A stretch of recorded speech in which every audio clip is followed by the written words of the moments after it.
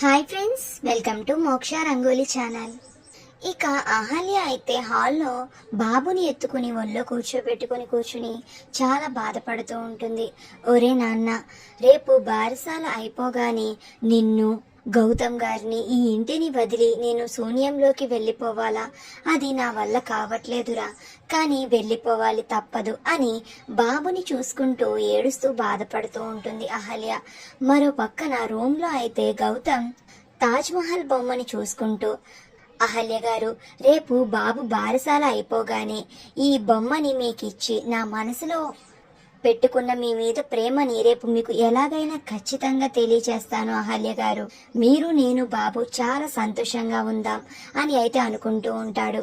తనలో తాను మురిసిపోతూ చాలా సంతోషపడిపోతూ ఉంటాడు గౌతమ్. ఇక అప్పుడే బాబుని తీసుకుని అహల్య రూమ్ లోకి వస్తూ డోర్ ఓపెన్ చేస్తుంది. ఇక వెంటనే అది గమనించిన గౌతమ్ అయితే ఇక ఆ తాజ్మహల్ బొమ్మని కబోర్డ్ లో పెట్టేసి అహల్య దగ్గరికి వచ్చి నుంచుంటాడు. ఇక అహల్య బాబుని బెడ్ మీద పడుకోబెట్టి, గౌతమ్ గారు, మీరు బాబు పక్కనే పడుకోండి అని అయితే అంటూ ఉంటుంది.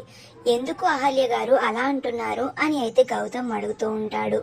ఎందుకంటే బాబు తండ్రిగా బాబు ఆలనా పాలన మీకు బాధ్యత ఉంటుంది కదా, అందుకే మీరు బాబు పక్కనే పడుకుని బాబు బాధ్యత చూసుకోవాలి అని అహల్య అంటూ ఉంటుంది. ఇక ఆ మాటలకి గౌతమ్కి పట్టరాని సంతోషం వచ్చేస్తుంది.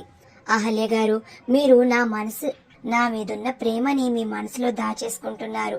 మీరు చెప్పకపోయినా సరే నా మనసులో ఉన్న ప్రేమని రేపటి వరకు నేను ఆగలేను. ఇప్పుడే నా మనసులో ఉన్న ప్రేమని మీకు చెప్పేస్తాను అని మనసులో అనుకుంటూ ఉంటాడు గౌతమ్. ఇక కన్నీళ్లతో గౌతమ్ వైపు అలా చూస్తూ ఉండిపోతుంది అహల్య. ఒక పక్కన బాధలో అహల్య, మరో పక్కన సంతోషంలో గౌతమ్.